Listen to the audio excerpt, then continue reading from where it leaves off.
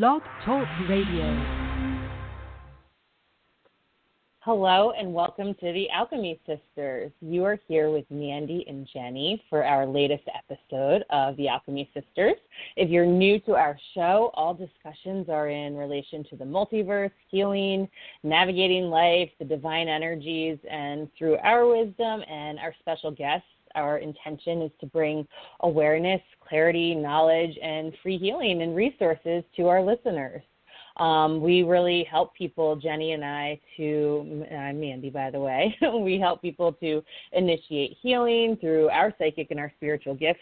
And our mission is to really raise the energy of the planet by raising the heart over the ego and really bringing balance to each soul and to the planet. So if this is your first time joining in, welcome. We are honored to hold space with you and honored to have you here. Hi, Jennie. How are you doing tonight? Doing excellent. How are you, Mandee? Oh, I'm really good. I'm enjoying the longer days. I'm in South Florida, and we had kind of a cool, rainy day, which is rare down here, and it was super nourishing, and I felt really grounded. And during this whole retrograde going on right now, I've just been, recalibrating and replanning and resting and retreating a little bit, and I've been doing a lot of, indoor workouts and getting stronger, and I'm just feeling really good right now. What about you? I'm feeling excellent. There was just a significantly long rainy season here in Northern California, so we went without sun for quite a while. And just before I moved here, I was in Chattanooga, Tennessee, when they were in their rainy season, so I had an extra long rainy season. But now the sun is out, and I can tell why this vitamin D has been getting so popular, what the sun produces or what our bodies produce. So anyone who's in the rainy season, whether it's metaphoric or physical, get some vitamin D. I just started taking it. It works. Oh, that is so true. So true. And such a good reminder here at the end of winter and, coming into spring. And many people are in the north, and it's been a cold and long and snowy winter. Mm-hmm. And there's flooding going on everywhere. And, sunshine is important medicine because it not only helps your soul grow, but it helps the plants grow and it helps us grow. And with no further ado, that's a perfect segue to bring on our guest tonight. Our special guest tonight is Amanda Herman. Amanda is a lifelong horticulturist, and she has a special concentration in cannabis cultivation. She is our girl tonight to speak to about any questions pertaining to marijuana, and we are thrilled to have her. Welcome, Amanda. How are you tonight? Oh, I am so great. Thank you so much for having me. I'm very excited to be here. Welcome. We're honored to have you. Can you tell our listeners a little bit about who you are and how they can follow you on Instagram if they want to familiarize themselves with you, and then we'll get into your story a little bit. Cool. So my Instagram handle is Pepperland64. And that's an inside Beatles thing. A couple people get that, some don't. It's all good. Mm-hmm. And pretty much my story is I am from New Jersey, born and raised, very proud to be from there. It is the Garden State after all, which kind of helps my love of plants. I grew up in the garden. My earliest memories are my mom's backyard, and she always had the most immaculate yard with the coolest plants in it. And just doing chores, of moving the mulch around or, getting the leaves out of the beds for her just became something that I really got in tune with really early in life. And then that grew into my love of plants. I always had house plants, and then I ended up doing the Master Gardener program through Rutgers University and had my own landscaping business back there and just absolutely loved everything to do with it. And I've been smoking cannabis for about 12 years. And when I got a little bit older and started feeling a little disconnected from that area and that energy, I came out to Colorado for the Cannabis Cup with my friends' encouragement and just fell in love. I was here for about 12 hours before I was like, I need mountains, I need weed, I need life, and that's what I found here. Awesome. I love Colorado. It's to this day my favorite state. Yeah. It's so beautiful, and I just fell in love with the people and the opportunities that I had here. Mm-hmm. Yes, it's very edge. It's on edge. It's cutting edge out there. The best growers, some of the best healers, some of the best engineers. It's even got a little military. Colorado Springs is pretty military oriented, so you just get everything in Colorado. It's amazing. Yeah. I was always kind of drawn to it just as a kid. Like, I remember going through the Denver airport a lot, just on different vacations with my my dad. And I always was like, this is kind of cool. I want to hang out here. And then, 20 years later, I ended up staying. Awesome. Something resonated with you even back then for that place. Awesome. Yeah. So, Amanda, we were wondering if you could kind of share with our listeners, maybe to start, we have so much to talk to you about, but maybe we could start talking about, since a lot of our show is healing intended, talking about maybe some of the healing possibilities and therapeutic possibilities with the cannabis plant. Yeah, definitely. So I started using cannabis when I was 19, and it just really it wasn't even a party thing to begin with. I remember it being very just with friends and smoking and watching movies and like just really enjoying what I felt out of it, and really just enjoying my time with them. And it was kind of more of a spiritual event for me. And I always just loved how I felt with it. And everyone's like, yeah, because you get high. And I'm like, nah, it's so much more than that. I feel connected to the earth. I feel calm. My body feels incredible. My mind feels incredible. I've done some of my best writing, poetry, art, paintings, when I was in different realms. And I feel like cannabis has a lot to do with that. I initially started really using it for my anxiety and my depression, and it has changed my life in that aspect. I do not feel, depression is an up and down thing. It's something that you do deal with. You go in waves, but I don't feel like I hit rock bottom as hard as I used to when I didn't have the comfort of this.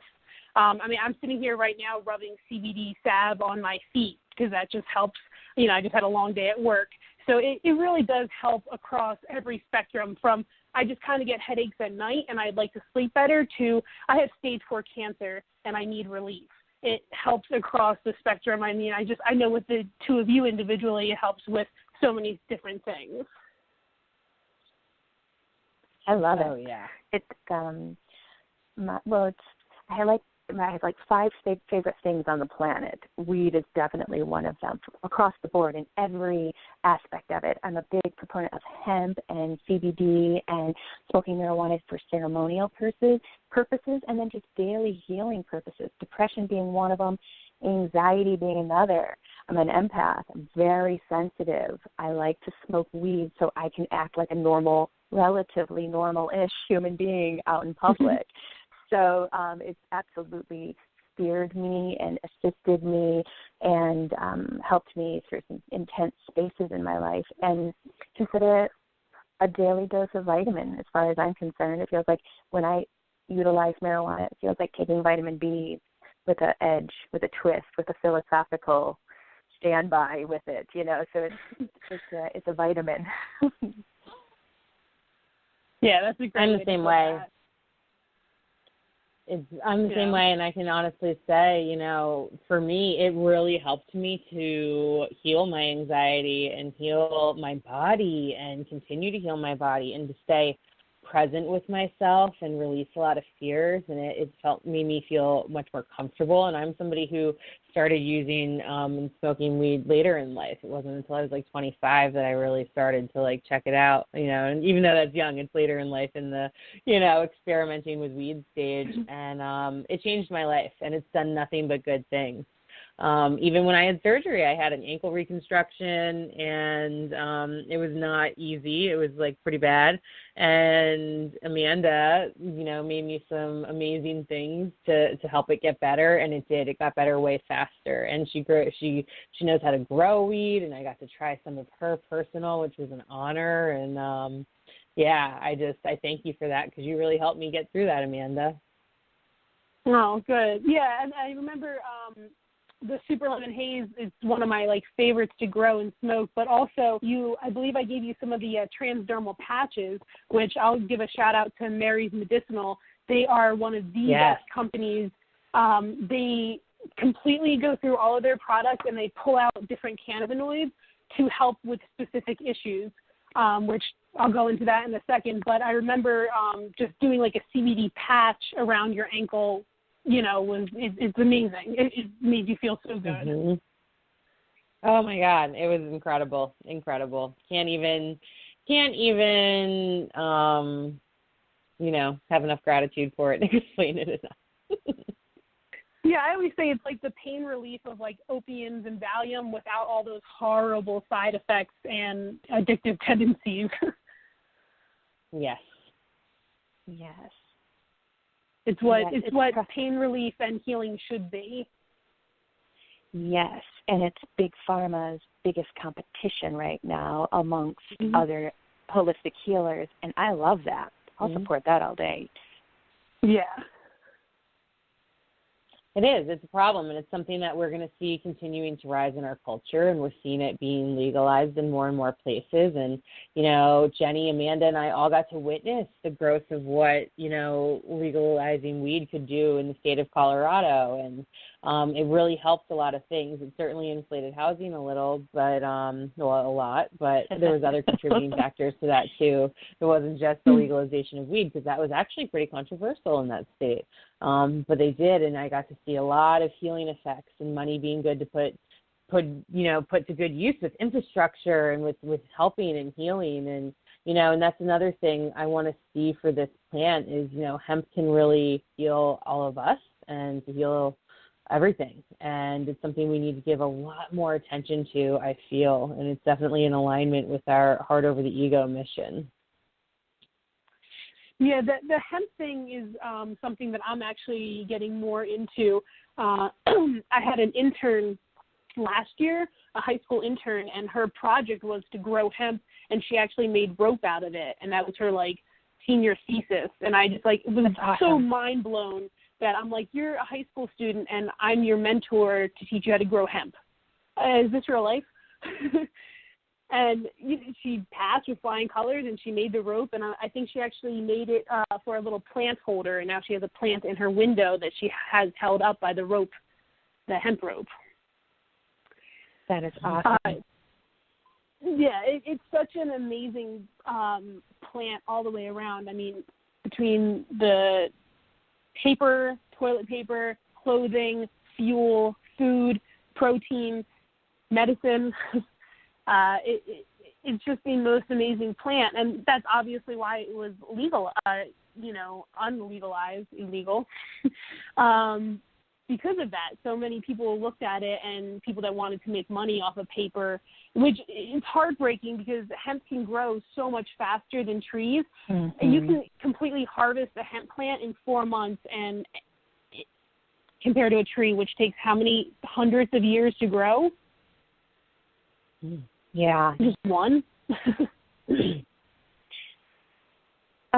Do you know much about the cultivation of bamboo and if it grows? Bamboo, from what I understand, it takes many years to grow underground, and then when it sprouts, it goes really quickly. Hemp, you can take a hemp clone or a seedling and have it ready to harvest in 4 months. It's amazing. I love that. So renewable. Yeah. Mm-hmm. And I mean, you can use so much. I mean, we just harvested plants the other day, and you can use the entire plant. I mean, they're just coming out with new studies saying that the roots actually have medical properties as well. You can use every aspect of the plant. You can juice the leaves, you can eat the stalks, you can make teas out of it, and then just all across the smoking it, making oils out of it, all that kind of stuff. Amazing. And That's then really would you cool. say that sorry, Mandee, would you say that the stalk of the actual marijuana plant could be used as hemp is used to make clothing and paper and things of that nature? Oh, yeah, you could definitely break it down and use it for different textiles. You can use it for, hundreds of years ago, the farmers used to break down the stalks and feed it back to the livestock. So that's how Awesome. the cannabinoids actually got into our system, because then we would kill a cow, eat the cow, and have more cannabinoids going through our system. And then that all stopped. And, I personally feel that is a huge thing about why our bodies are just kind of fighting back against the world right now, all just between the toxins and the foods and everything else. Like, our bodies are just not happy. So I feel like the more plant-based and plant medicine we go, the happier they would be. Oh, for sure. Yeah. There's a whole industry based on that theory, too. The healthier we are, the better we are. Mandee, I cut you off earlier. What were you going to say? Oh, I don't know. I lost it, but it's okay. I think it was just kind of a comment of what we were talking about. And I'm loving this conversation, and I'm glad that we're talking about all these possibilities. And it has me really interested. Amanda, I don't know, can we consider you like a master grower? Is that what you are? Like, you're incredible. And I'd love if you would share with us and our listeners a little bit about actually like cultivation and growing and all of that good stuff, and what you do and what the process is. Yeah. I don't consider myself a master grower or, a gardening expert. There's always so much more to learn. I feel like I have a passion and I've followed it and I know a lot about it, but I don't want a day to go by without learning something new about my field and how to be a better grower. As for I honor plants, that. Thank you. They are the easiest and hardest plants that I've ever grown, because there's been some times that I have just not been able to attend to a plant for a couple of days and it's still alive and happy and healthy. And then there's other times that I won't go 12 hours without checking on a plant and it's just thriving just as much. It's very hardy. I mean, that's where it has the weed word from. It really, you can throw a seed in the ground and with a little bit of water and sunshine, harvest plant. It is that easy. Yeah, you're going to have bugs and you're not going to get great yields and et cetera, but you could still technically do that. And then if you really want to get into loving what you're producing, there's tons of companies out there. I worked for Black Dog LED, which is a great segue for that. And we have tent kits, and it's literally everything you need to grow except for seed and soil. So it's, the light, the tent, pipettes, everything you need to mix your nutrients, water. And then I also do a grow-along series on YouTube. So it's, hey, I have the seed, what do I do with it? And I take you through everything you need to do, topping, transplanting, mixing nutrients, water, all that kind of stuff to really get you harvest. And I love that. All I do all day long is answer questions about growing. I have cancer patients that call in weekly at this point, saying I'm growing for my wife, my mother, my this, my that, help me. And absolutely, I will help you as much as I possibly can. I sit there and FaceTime with some customers in their garden. They're walking me through stuff and they're showing me this or that or asking me questions. So I guess the one thing I will say about myself is any kind of smaller indoor home grow, I feel I'm kind of dialed into. I really know what I'm doing with those. And just a personal goal of mine is to get a little bit on a bigger scale. I want to be able to go into commercial grows and help, consult and do better yields, because more yields means that more people are out there using it and trying it and smoking it. And that's what I really want. Mhm. Mandee, don't you think that Amanda is a nice blend of earth, green thumb, teacher, and natural healer? Don't you think she has all of them? Where often people will have just one of those skills. She does it all. And just listening to you talk, like, you're such an earth keeper and you're such a medicine woman and you're such a leader and teacher, and I'm excited to have grown with you. Amanda and I are friends too, and we've grown through a lot together and witnessed a lot for one another, and it's just cool. And listening to you talk about this and how much I know that, and I know that on a soul level, and I bet Jennie's getting all kinds of awesome, spiritual downloads and maybe past life images with all of this, because you're incredible, and I can't wait to see what this evolves into for you, particularly the plant spirit medicine aspect of it. Thank you. I do. I've always just felt so connected by plants. Just the growth. I mean, I'm sitting here looking at the geranium that you gave me. I think that was your grandmother's. I'm so glad you have it. Yeah.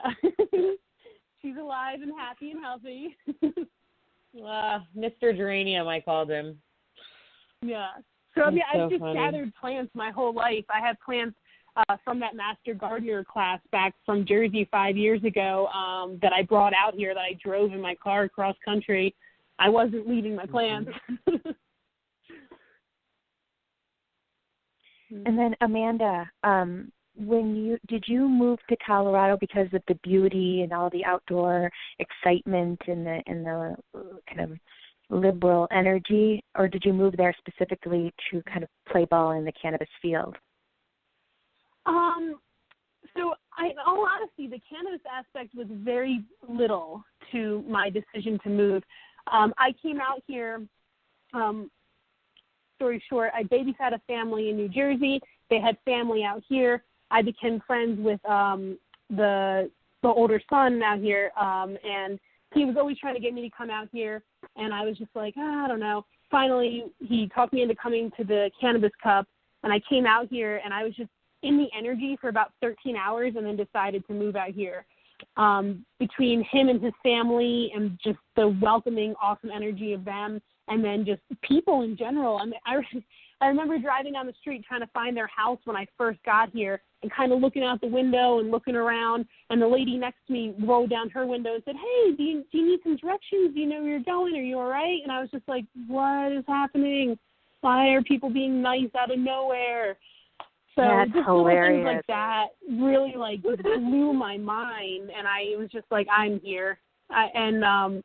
Danny and I, his name's Danny, he actually has a grow in Colorado as well. It's called Alpenstash. So any Colorado people, you should definitely go to a dispensary and pick up his stuff. It's phenomenal. But him and I went out. Yeah, they were even recently in like New York Times and stuff too, right? Forbes. Yep. Yeah, it's really cool to have watched and witnessed them to grow, because we've seen their hard work for so long now, and that even happened. So yeah, everybody check that out too. Alpenstash, right? Alpenstash. And they just were in Forbes. They're in a whole bunch of different magazines. Myrrh, who is Danny's wife now, just was in Newsweek about being just a female grower in the industry and how hard it is. So it was really, great to have their connection and their love and support. And I came out here and I just kind of made a rule for myself. If I got offered a job and I found a place to live in the 4 days I was out here, then I was going to move. And his parents offered me a place to stay for a couple months till I got on my feet. And Noah, who is my boss at Black Dog, offered me a job in knowing me for a couple hours. He just, we were working a booth, and he just was blown away by my work ethic. I jumped into selling LEDs, and I had no idea what I was doing. I was never around a cannabis plant before. I had no clue, but I felt like I kind of belonged there and just listened, and then just started selling and regurgitating what I was hearing, and just went from there. And now I actually know what I'm talking about, which I should after all this time. That's awesome. She's a natural. Yeah. Yes. Hopefully. No, clearly. I mean, you just jump right in. I mean, that is a plant that it takes people years to master, to grow, not only because it's illegal and they have to do it in their walls or in their closet or something, but because it is, like you said, it is a weed. It's an easy plant to grow, but to cultivate it and get the yield and get the quality and get the beauty of it all and the art of it, it's a tricky plant. It's like certain degrees and temperatures. When I lived in Colorado, I dated a few growers, and I just had no clue, besides that I like to smoke it, what was involved in it. I had never seen so much work go into a plant. You just think about plants. You water them every once in a while, and they do fine. No, these are tender, loving care, these things. Yeah.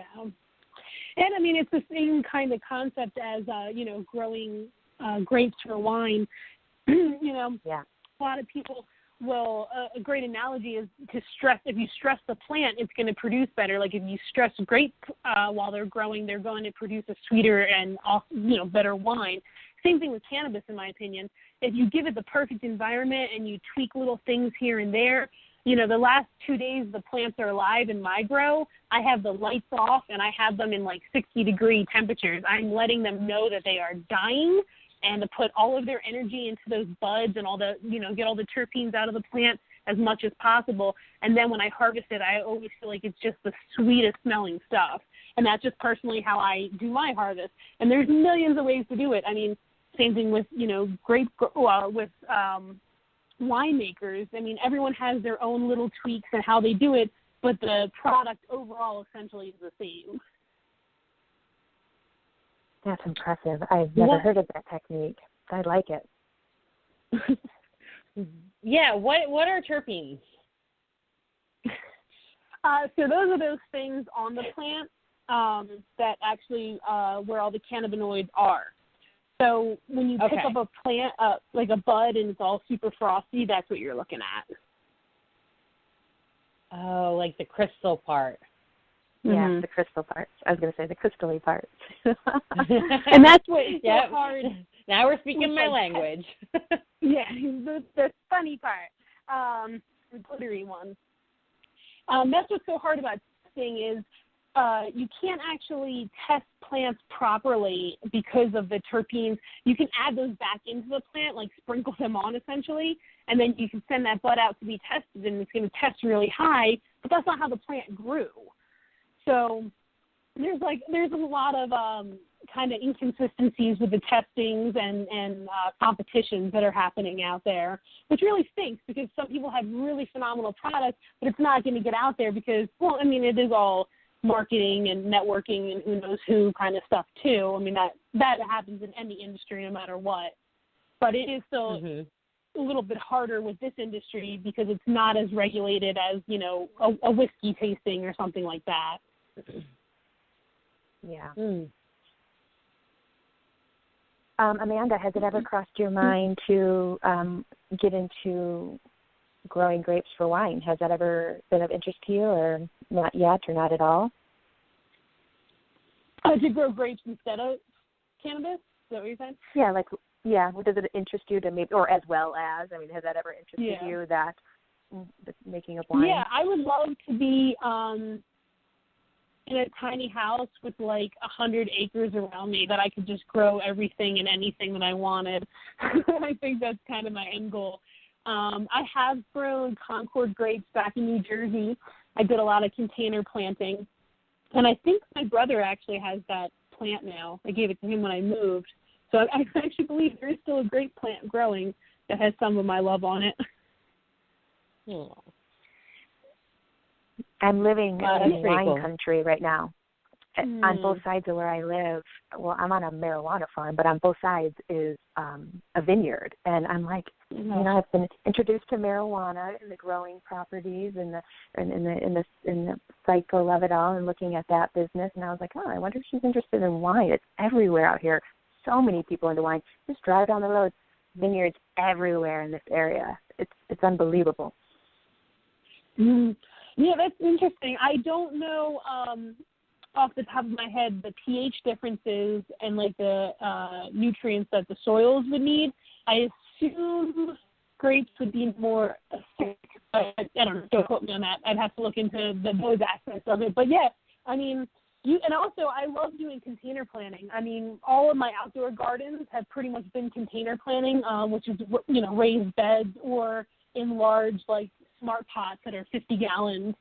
I really do like doing container planting because I feel like it's a little bit more controlled environment.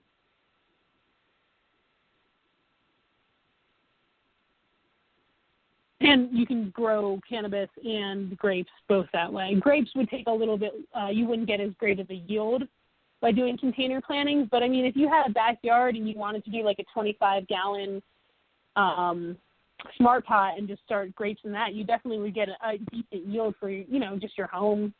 Not on vineyard style, but just home grow, home wine. I've been lucky enough to see some of Amanda's container gardening, and she literally has a green thumb. Like, it's magical and vibrant and beautiful and fantastic and, like, ever yielding. I've seen it, and it's incredible. Are you growing anything at the moment in your container gardening, or are you just getting ready for that now?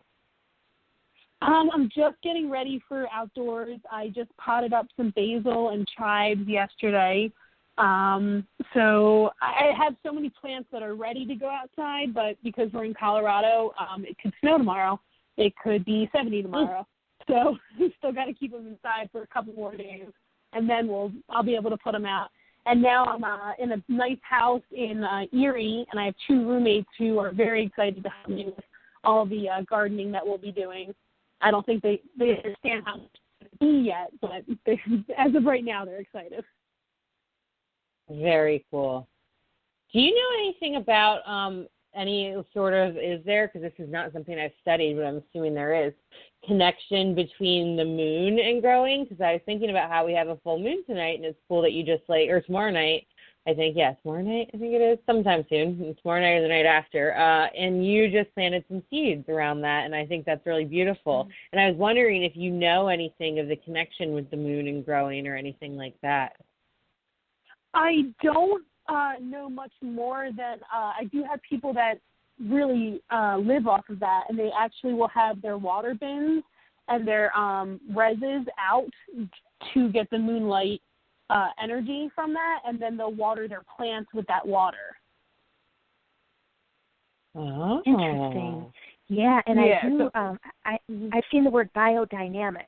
Is that a word that's used to describe people growing by the phases of the moon, or maybe using water that's been in the moon all for a full moon or a new moon or whatever they put it out for?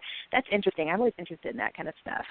It's pretty ancient techniques, probably pagan-y, or I don't know, a long time ago. No, but I would totally do it now that I'm set up a little bit better. We were just discussing collecting the rainwater at my place, so I feel like that's something I definitely will look into.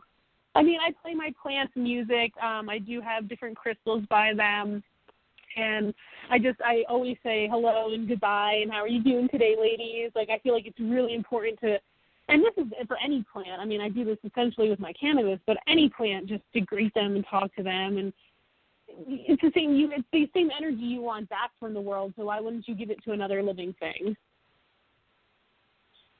I would love for you to expand more on that, because I think it's incredibly brilliant. And you always hear about that, like all the, old ladies in the South with the best roses are the ones who talk to them and stuff. And I think that there's some serious truth behind all that and energy. And we're always looking at the kids now doing the science projects where, plants grow differently depending on how they've treated them, or like music and water reacts differently according to what energy you're putting into it.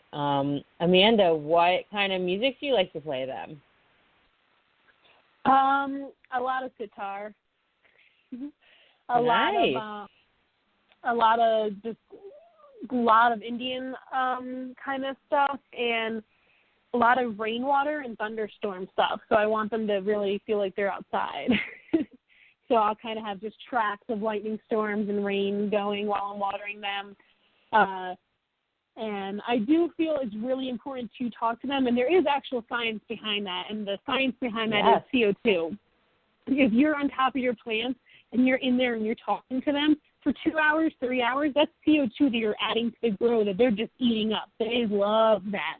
And especially if you're talking about positive things with them, or you're singing along to the music that I'm playing, any of that makes them feel happy, and they're going to want to grow and produce better for me. If I'm taking care of them, they're going to take care of me. And I feel like all the buds that I've harvested and smoked, I feel my energy in them, and I feel so connected and happy that I'm able to produce something that, heals me. And I feel so grateful that I have the opportunities that I've had for the last couple of years. I mean, I'm learning from some of the best growers. Like I mentioned, Danny, he is all organic. They're everything on hand. They hand water, they hand trim, they glass cure cannabis. And there's some other growers that just don't really care what they're doing, and they're using nutrients that I wouldn't be using, or they're using techniques that I wouldn't be using. And, a lot of people are still just doing it for money or this or that. And, I donate a lot of my weed to wounded warriors and vets with PTSD. Anytime, I always have bud in my car, and anytime I see a veteran, please, anything to help, I give them a joint, I give them a jar, I give them whatever I can, just because I can't give them that $5, but I can definitely give them a jar of weed that I grew. And I'm always trying to help and, share the love that way. Because you're an old soul, so heartful. We appreciate your energy. It's always a pleasure connecting with you. I was hoping that maybe you could tell people about how they could find you on Instagram again with your beautiful series of from seed to finished product, or however you're teaching and the process of that. How can they find you? Yeah, definitely. So my Instagram handle is Pepperland64. And then on YouTube, the company I work for is Black Dog LED. And you just go to that channel, and we have a Grow Along series. And it's essentially seed to smoke. So everything that you need to know and to learn about growing. A lot of different tips in there. And just a lot of really good knowledge. I mean, it's me in the garden every day. So you really get to see hands-on what's going on. And for any future growers that are listening to the show, do you recommend the career? Has it brought you great joy? I wouldn't be doing anything else. I am the happiest that I've ever been out here. I'm the healthiest I've been out here, and I feel like I'm growing every day just as much as my plants are. Love that. Yeah, that is beautiful.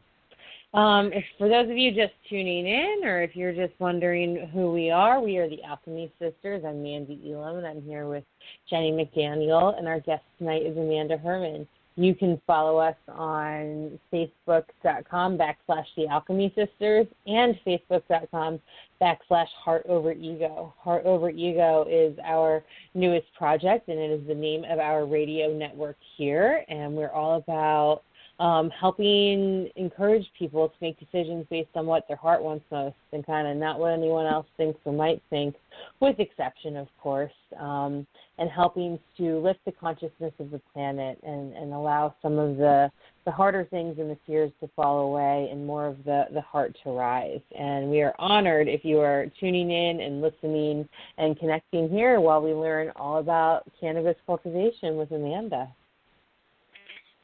Jennie, is there anything else that you want to ask Amanda at the moment? Amanda, in your experience of being in a state where marijuana has been legalized, what have you thought about your peer growers, considering the fact that you probably didn't meet a ton of cannabis growers in other places that you've lived, and you've been around them enough and can get an adequate description? What's it like? What do they like? Have you noticed that they're very heartful? Have you noticed that most of them are in for the money, or what have you seen?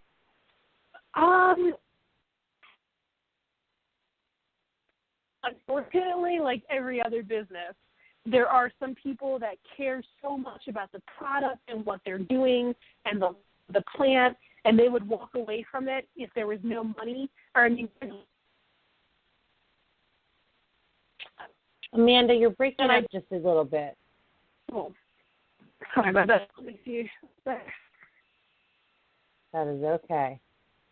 Saying that it's a huge spectrum, kind of like everything else. There are people that are really into it and really care about it, and then there are people that are into it that are just here for the money. Monsanto and Marlboro, like all those big companies that are going to be coming in, they're just here for the money. They don't care. Obviously, look at what they've been feeding us and, selling to us over the last decades. So they really don't care. But I have seen some beautiful growers that really care about what they're doing. I know I put a lot of energy and love into what I'm doing, and that's all that I try to share and get other growers to really see and care about the plants and not the end result and not the end money. You are leading by example, and that's the best way to lead, no doubt. It's beautiful. Yet when I lived in Colorado, I had been exposed to several growers, which I didn't know any back in Michigan. I just didn't know any. So I wanted to see what this what the energy was like amongst growers. And I did see some heart energy in which you spoke of, but as opposed to the greed space, I saw a lot of ego being thrown around, like dogmatic ego, like, no, I grow like this, so you should grow like this, and this is how it's done best. They would kind of like often get into like little arguments. I don't know if you'd call them arguments, but they get real edgy with, no, this is the right way. Do you run across a lot of that in the industry? I know I do in healing. Hey, if you're a healer, you should act this way and look this way and this and that. Did you run across a little of that?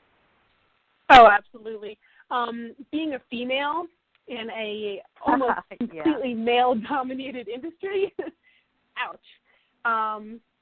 So, it actually, a lot of the trade shows that we go to, I am the only female at Black Dog. We do have a female shipping girl now.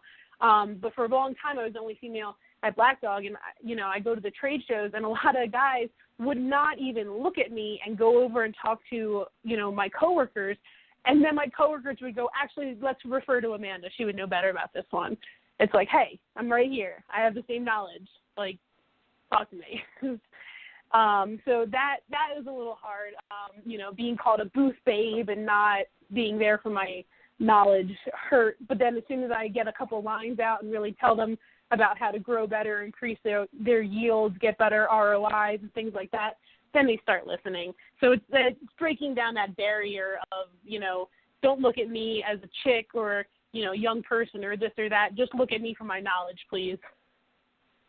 I love it. Yeah, I forgot it's a male-dominant job. I only ran across a few female growers living in Colorado. Yes, I forgot about that part. So I could imagine the ego being thrown around extra hard when you're around. Yeah, and, when a lot of people call into the company and, they kind of think I'm just a receptionist or whatever, they're like, hey, I want to talk to somebody that grows. Yeah, how can I help you? No, that grows marijuana. Yeah, how can I help you? I'm like, I'm not here to talk about your rose bushes. I will talk about your rose bushes if you want to, but I'm here to talk about whatever you need to. That's awesome, and it's so true, and it's still just such a prevalent thing, and that's definitely something I didn't even think about until this conversation came up, and in this new budding industry, even though it's old, it's technically kind of new also because it was outlawed and, taboo for so long. How fascinating it is that it's already, male dominant. And it's interesting because, there's probably all these amazing growers, these women who would grow in the backyard, in the back of their gardens and stuff and, sell and whatnot, but it wasn't talked about and it was, kept secret. So it's, very interesting kind of looking into that potential energy. And, it's very important that we talk about and share, the women in the industry too, for sure. No doubt about it, because you guys are paving a new path. Yeah. And I will shout out to a female grower. Her name is Miss Rad Reefer on Instagram, and her stuff is phenomenal. She's a grower in California, and she's just somebody that I'm a female grower, and we've given each other a lot of support in that aspect because it is just so hard, with men. I mean, every time they want to come in and just take credit for what you did, and it's so hard for us to stand up for ourselves and go, no, that was me. But we need to do that more. We need to support each other more doing that. Yeah, and I think that I can see kind of maybe where the seed started, where it became a male-oriented career or job or however you want to call it, passion. I think men are more willing to break the law. I don't want to blanket statement any of that and make anyone feel horrible about that, but I think that they're willing to flex and bend in that space where women might be a little bit more likely to not. So I think men, when I lived in Colorado, a lot of people were coming from different states that had just small grows, in their basement or whatever, and they went out there and experienced the big space where there were all men. I think women, again, are less likely to risk that and then hence haven't gotten into the career. So I love that Amanda's pioneering that space and bringing some green thumb women who could use a different career or need it or want it or pastime and bringing them into that space, being it's legal and there's no repercussions. They just get to play in the space. So hopefully this boom is bringing more of that to the table. Yeah, I agree. I really do want more women in it, just because, I mean, we're nurturers in general. We're multitaskers in general. We can handle a lot of different things happening at once, and I feel like that's really important and to grow. And just to read the plants, I feel like women are better at reading situations or people or, you know, things like that better. So I feel like women kind of have more of an eye when it comes to the plants and can notice when things are off a little bit. The intuitive aspect of it, I love that. It's incredibly important, and it's beautiful to vision that. Do you know what does it take, like at least in Colorado, if you can remember, to work in the industry? Like you got to get a little like badge or something, right? And what does that consist of? If any of our listeners are interested in, you know, trying to get involved in the industry, what do you recommend? Yeah, so there's two paths that you can go down. One is to be, parallel with the cannabis industry, which is what my route is. I work for Black Dog LED. According to, the IRS, we have nothing to do with cannabis. We are an LED lighting company. You can work for suppliers, you can work for packaging, you can work for marketing, things like that aren't super hands-on. Then if you want to be hands-on, you do need a badge to work in like grow, medical, or recreational, and for a dispensary. That's I don't know what the proper name for the badge is called, but you get that through the Marijuana Enforcement Division, and as long as you don't have a record, then you can get one very easily. It depends if you do have a record, what it's for, and, those kind of specifics. And I think the badge is only maybe $200, $300 to get, and I think it lasts like 2 years. Of course, all that stuff kind of is wavy gravy and changes often, but those are kind of the two routes that you can go down. And I started at the dispensary. I started with Native Roots, and I thought it was a great place to start. It really got my feet on the ground and my head's in the cloud and trying to figure out what I wanted to do. And it wasn't work at a dispensary. Get your foot in the door. Yeah, it was a good little, knowledge. I learned a lot, different things between sativa and indica and this and that, and just edibles, concentrates, tinctures, just everything that's out there and available. So that's why, I had so many people hitting me up on a weekly basis. Hey, I have this issue. What should I use? Just all over different states. And I pretty much point everybody to Mary's Medicinal because they do ship all over the states. They are completely legal, all CBD. And, pretty much everything that people are asking about, either in a capsule, transdermal patch, or anything like that, could be purchased through them. I'm happy that I was with the dispensary for a minute, but I'm so much happier with Black Dog. And I've been there for cool. My 4-year anniversary is coming up soon, so I've been there for a minute. Congratulations. It's like going to college. Yeah. Oh, the education that I've got from Black Dog has been more valuable than a college education, in my opinion, between just the business aspect that I've learned from my mentor and the gardening aspect I learned from my other mentor. I feel like I've definitely got on good feet with them. Oh, my gosh. I have no doubt. Can you tell us a little bit, and our listeners who are novices, a lot of people have never been to a dispensary, and like I, happen to live in Colorado when it all got legal, and, you go in there and they explain to you what an indica is and what a sativa is and a hybrid and the things you might be looking for. But for most people, they haven't had that experience yet, and I'm sure many of our listeners would love to know the difference a little bit about, certain categories. So if you could kind of explain that and maybe start with like what a sativa is, that would be awesome. Cool. So the cannabis plant has over 80 different cannabinoids in it. You can think of cannabinoids as different vitamins in the plant. So when I'm saying CBD, THC, CBN, those are all names of different cannabinoids that the plant will have. And then there's different kind of species of the plant, sativa, indica, and the hybrids in between. Sativa is a more head high, more racy, daytime. A way that we used to remember it is sativa sunshine, so just daytime, kind of active, more high. And indica will put you in the couch. It'll chill you out. It's going to relax you. It's a nighttime one.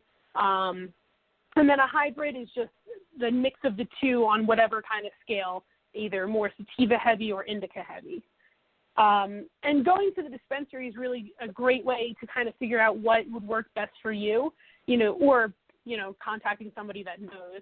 You could say that you have headaches at night and you have a really hard time falling asleep, and they might have a really great specific indica that you would just take a couple hits of before you went to bed, and then your headache would go away. You could go to sleep really easily, and then that's all the medicine that you would need. And that's a perfectly awesome way to use medicine like this at night when you need to sleep.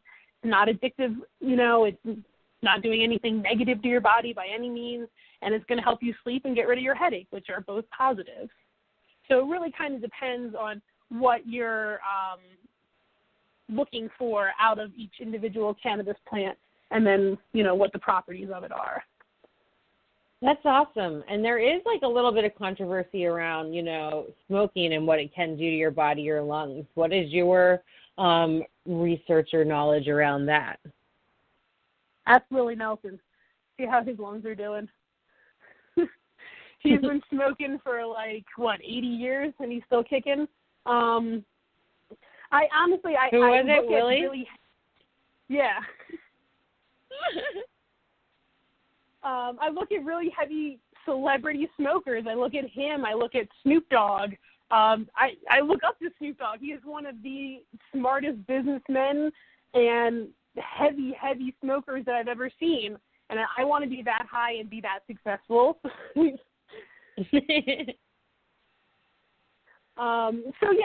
Ingesting smoke in any form isn't the greatest, but different cannabinoids actually help with that because they help with anti-inflammatory and anti-inflammation.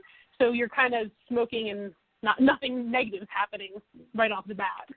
Dabs and all of that is like a whole another story, but we're just talking strictly just flower right now.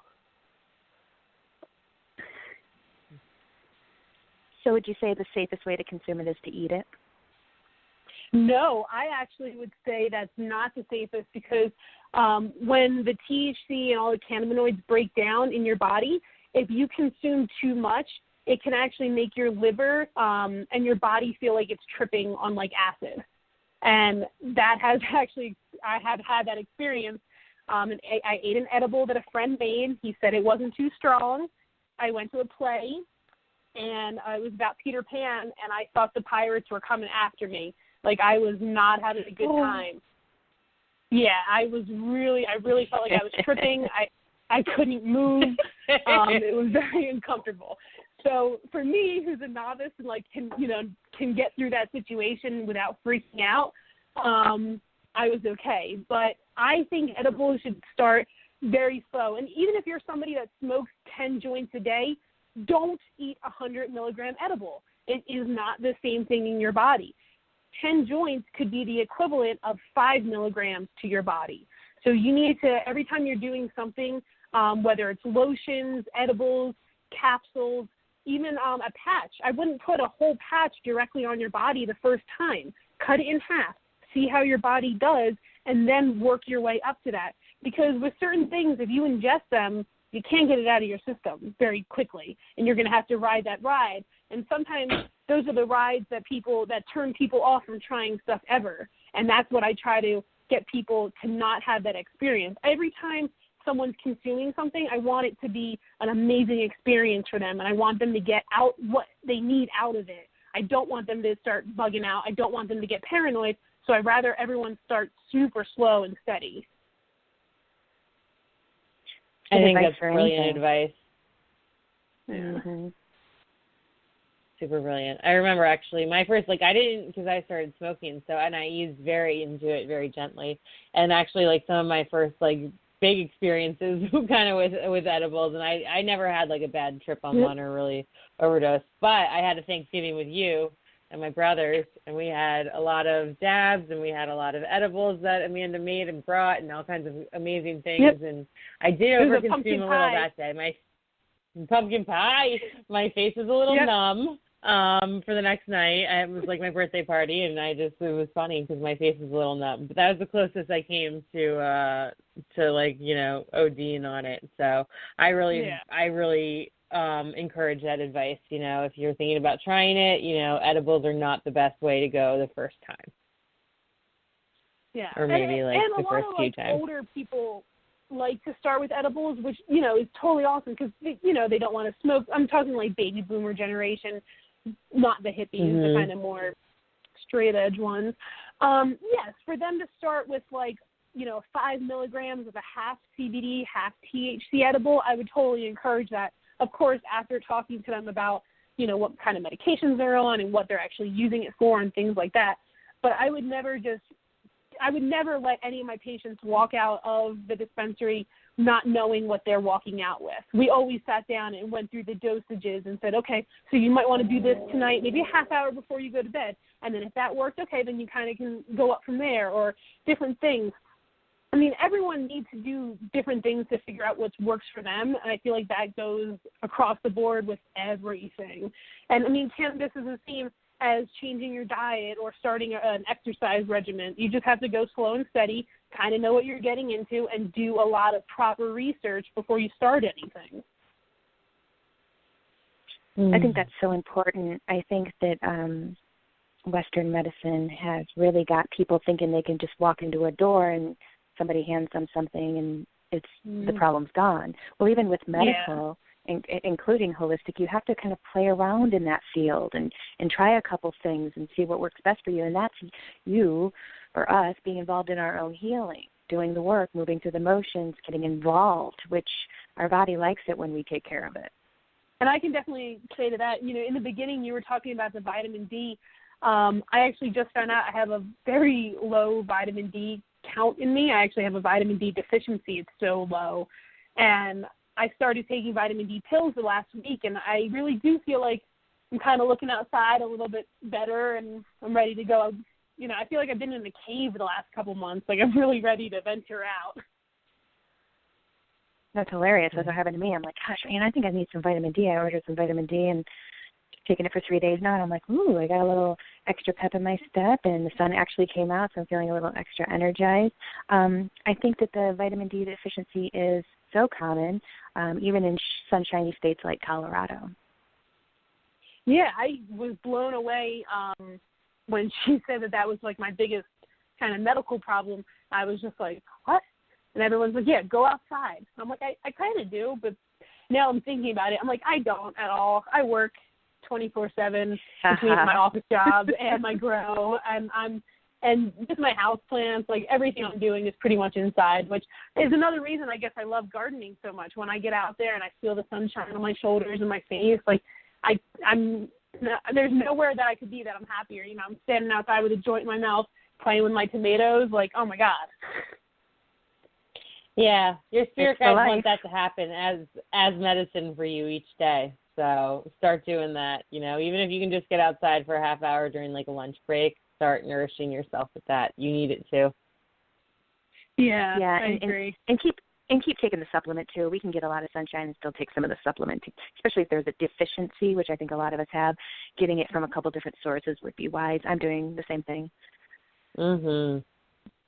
Yeah, it was like a nice thank you. Something yesterday in Colorado, so that's why I was able to do the basil and the chives at least. So I was like, yay, I'm in the sun for 15 minutes. Like, at least I got that little bit. A little bit of medicine. That's good, better than none. Exactly. It all counts. Yeah. It all helps, and that's, you know, that's what we're all about, adding in as much as each of us all need in order to heal and grow. Amanda, will you share with our listeners one more time how they can follow you on Instagram and what it is you present on Instagram? And thank you so much for joining us. It was an absolute pleasure to talk with you tonight. Yes, and thank you so much for having me. I had such a great time. You can find me on my Instagram, which is Pepperland64. Please feel free to message me any questions that you may have after this, or any questions about anything that you see on my page. And for the Grow Along series, that's on our Black Dog channel, so Black Dog LED on YouTube, and all those videos will come up. We're posting new ones every day, every week. Excellent. Thank you so much, Amanda, for coming and sharing an hour with us and educating us and informing us. We appreciate your energy. We appreciate what you're doing for the planet, for the people around you, and for yourself. We want to remind everyone we are the Alchemy Sisters. We're here every Monday, 3 p.m. Pacific Standard Time. That's 6 p.m. Eastern Standard Time. Today was a little bit different because we had to shift the timing around to get the live interview with Amanda, but generally those are our time frames. You can also listen to our replay whenever you want. You can find us on Blog Talk Radio, Alchemy Sisters, and you can also, on Blog Talk, we're Heart Over Ego Radio, the Alchemy Sisters, and on Facebook, the Alchemy Sisters, and you can email us at alchemyascensionacademy@gmail.com. And again, we're here every Monday, 3 p.m. Pacific Standard Time. That's 6 p.m. Eastern Standard Time. We appreciate everyone for showing up. Enjoy the rest of your day. And have a good night, ladies. Thank you, too. So it is.